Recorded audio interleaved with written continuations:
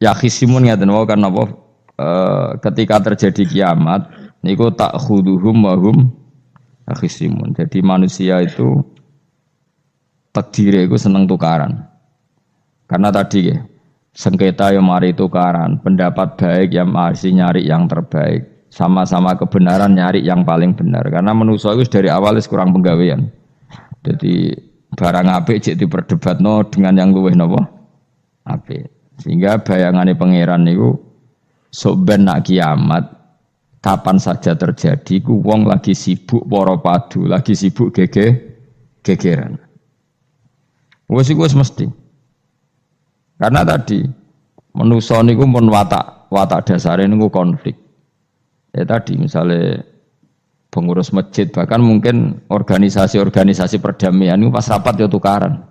Padahal organisasi ini perdamaian. Ya tapi pas rapat lalu solusinya apa? Solusinya begini sih, tok debat gini. Padahal organisasi perdamaian. Tapi ya tetap tukaran. Asal cek manusia itu tukaran.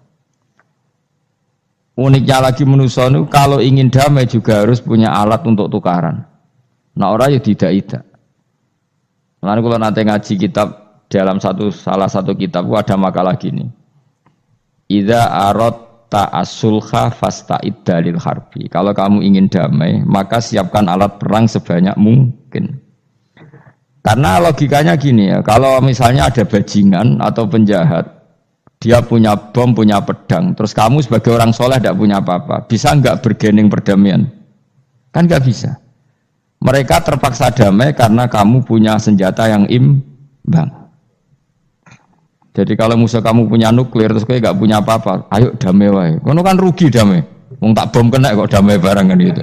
Makanya kamu harus punya senjata yang imbang.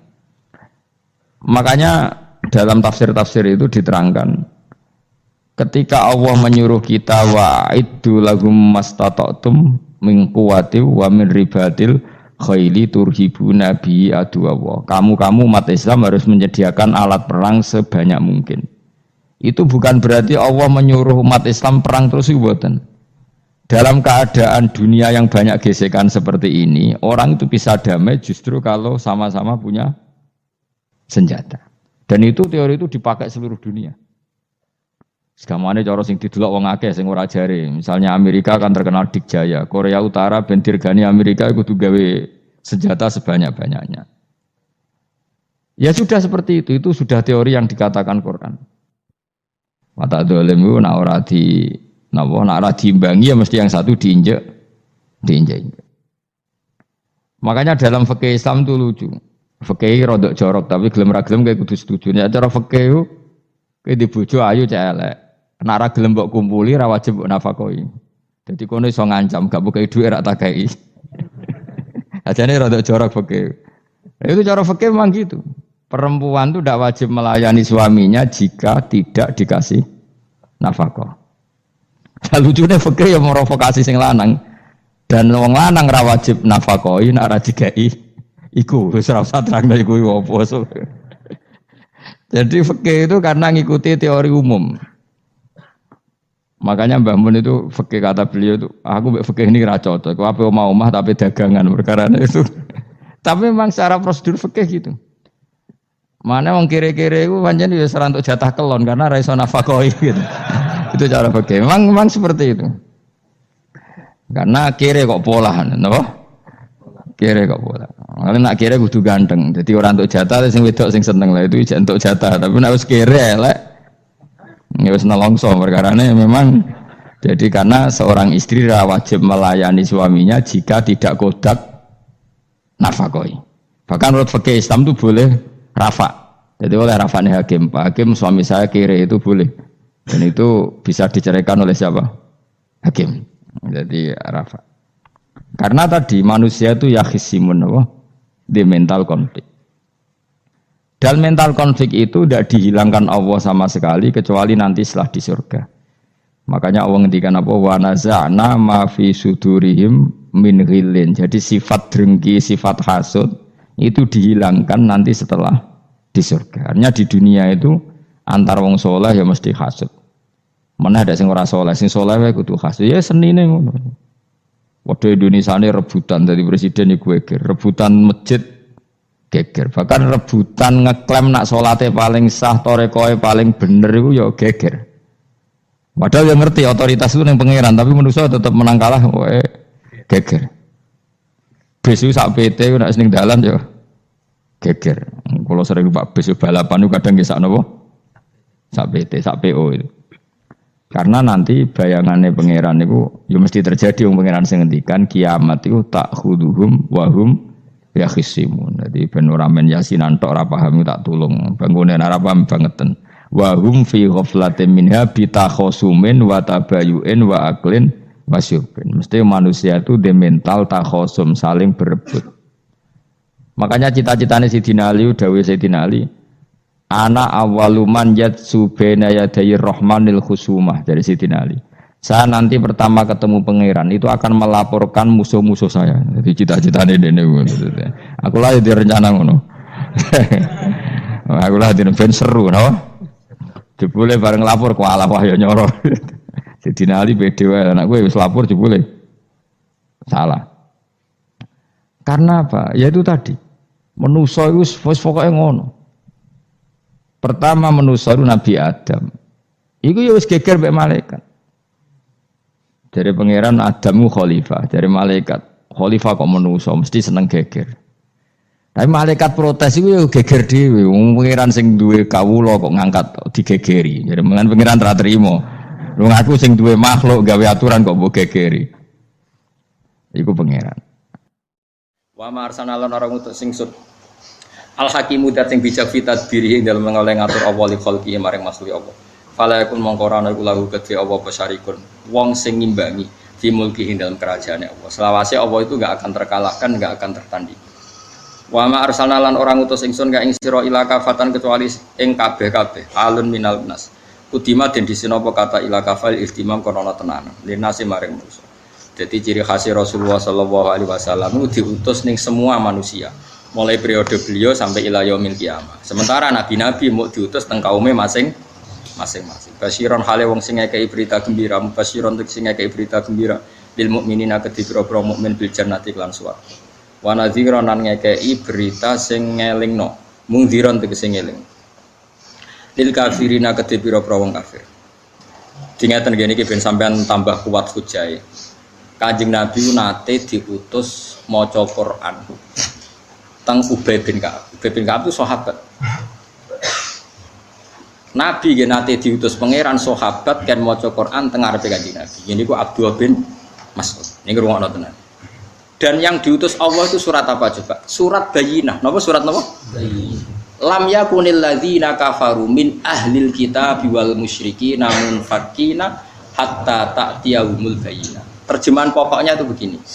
Orang-orang kafir baik dari kategori kafir Mekah, pokoknya kafir-kafir non semitik, ya kafir-kafir non semitik, atau kafir yang kategori semitik yaitu ahli kitab, itu mereka tidak akan tercerabut dari akar agamanya hatta ta'tiyahumul bayyinah, sehingga datang satu kejelasan argumentatif. Al-bayyinah itu kejelasan argumentatif. Di situ tidak ada kata pedang, kata perang, yang ada itu al-bayyinah. Jadi kalau ada perang itu karena kita mempertahankan, bukan min awalin amri, bukan pertama. Lah bayinah itu apa? Kebenaran yang enggak terbantahkan itu bayinah. Caranya gimana? Yaitu Rasulun minallah yatslu suhufam mutahharah. Apa yang terjadi? Saya beri satu contoh saja, betapa hebatnya Rasulullah. Orang-orang Mekah itu mirip orang Cina. Tuhan banyak, dewa-dewi banyak. Karena pikirannya problem itu banyak, maka Tuhan harus banyak. Itu cara berpikir. Jadi ono Tuhan hujan, Tuhan petir, Dewi Kuan Im, Dewi bahagia, pokoknya ngono itu. Jadi mirip-mirip wong Cina. Singkat cerita cara berpikir gitu. Ketika Rasulullah memaklumatkan saya ini nabi mengajak ke satu Tuhan. Ya memang syaratnya nabi harus memaklumatkan diri. Saya ini nabi mengajak ke satu Tuhan. Apa kata mereka? Ajalal alihata ilaha wahida indaha adalah syai'un ujab. Muhammad itu piye pangeran kok mau sitok? Ini aneh. Wong urusan banyak utang akeh kok pangerane mau sitok kira-kira gitu. Cara kowe kan ngono utang akeh kasus akeh kok pangeran sitok. Enggak cukup itu, harus pangeran harus banyak. Itu logika yang terbangun di kafir Mekah. Tapi setelah Nabi datang, mereka munfakin, tercerabut. Munfakin artinya tercerabut. Nabi terus datang, Mereka diberi cara saiki penyuluhan. Wahai orang-orang kafir Mekah, kalau kalian jadi pembantu, punya majikan satu sama banyak, milih mana? Oh ya milih satu, Mak. Kemudian majikan kamu banyak itu punya perintah yang beda-beda, punya selera yang beda-beda, semuanya minta kamu layani. Ambek satu majikan, kamu fokus. Oh ya majikan sitok, Mak. Terus Kanjeng Nabi nerangno, Allah adalah Tuhan kamu, Allah adalah majikan kamu. Jika Tuhan kamu banyak, maka perintahnya banyak dan kamu bingung. Oh kalau gitu sitok, Mak. Akhirnya mereka percaya Tuhan satu. Karena argumentatif, teori yang dikatakan Nabi sangat logis. Nah, itu yang disebut dorobawahu matalar rojulan fihi syuraka'u mutasyakisuna wa rojulan salamal li rojul hal yastawiyani masalah langsung alhamdulillah. Di ayat itu pangeran sudah alhamdulillah. Jadi ketika ditanya, jika kamu jadi pembantu, kemudian majikan kamu banyak, perintahnya beda-beda, semuanya minta kamu layani, dengan satu majikan yang satu perintah, milih mana? Milih satu majikan, Mak. Ya sudah, begitu juga masalah Tuhan. Kalau Tuhan kamu banyak, seleranya beda-beda, kamu bingung, maka Tuhannya satu saja. Oke, Mak, Tuhannya satu saja. Terus doa Islam. Nah, saya kira uang rakober, nerangno ngono rakober. Ganyang kok nerangno barang kesuwen. Ora ono ngono iku munfakina iku terusane hatta ta'tiyahumul bayyinah. Jadi lam yakunil ladzina kafaru min ahlil kitab wal musyrikina munfakin. Tidak akan orang kafir baik yang semitik maupun non semitik mereka munfakin tercerabut dari agama mereka sampai hatta ta'tiyahumul bayyinah, sampai kejelasan begitu jelas itu dah. Lah Rasul siapa itu? Tentu yang paling sempurna adalah Rasulun minallah yatslu suhufam mutahharah, yaitu Rasul yang membacakan Quran. Saya kira Rasulullah enggak ada, al ulama warasatul anbiya. Dan syaratnya harus yatslu suhufam mutahharah, ulama yang masih baca Quran, membaca lempiran-lempiran suci maknane Quran. Sekarang banyak ulama tapi sudah tidak baca Quran, kiai enggak baca Quran, akhirnya pendapatnya sendiri, dia tidak baca Quran. Logika yang dibangun ya pikirannya sendiri itu tidak boleh. Hanya tidak boleh itu tidak mewakili Islam. Maksudnya tidak boleh itu tidak mewakili Islam. Yang mewakili Islam ya yang yatslu suhufam mutahharah fiha kutubung qayyim. Paham ya? Jadi Maulana kula suwun, supaya sampean ngaji jalalan wis bener. Nggo kitab ngalor gitu. Jadi kesane cek yatslu suhufam. Soal rafaham insyaallah man tasabba bi qaumin fa huwa minhum. Soal rafaham lah ibu paham insyaallah minhum. Ya muga-muga ana suweping ngono ae itu. Angger mirip ya. Ya jare wong Jawa kan ngono, jare kedele sak pintal dicampuri krikil sitok. Krikile melok ditimbang melok kategori kedele. Ya, tapi nek ana suweping ulang tetep dijupuk. Ya pokoknya ngono ae, soal mantas sabab komen. Basiron wa nadhiron waliyakin aksara nasi tapi ne uta agak manusa iku faro Makkah layal amun ala ngerti sapa kufar Makkah dalika ngono kabeh. Wa yaqulu nang ucap sapa kufar Makkah mata iku kapan hadal waktu ta ikilah janji. Jadi bila adabi kelantar janjine siksa. Ancaman iku kapan ing kuntum lawana sira kabeh usa dikina bener kabeh fil wati. Kul ngucap sira Muhammad ki ngucap ngene lakum mi'atu yaumin. Lakum tetep kedhi sira kabeh mi'atu yaumin ti ana perjanjian ing siji dina. Sing latas takhiruna kang ora bakal mundur sira kabeh anu saking yaum saatan ing sak detik wala tas takdimun ki ora iso maju. Wong kafir Mekah malah nantang Nabi Mat, sok jae kapan iku terjadine. Lah wong nek wae mati ta wae kiamat ya ora iso maju ora iso mundur, tetep kita ini lemah.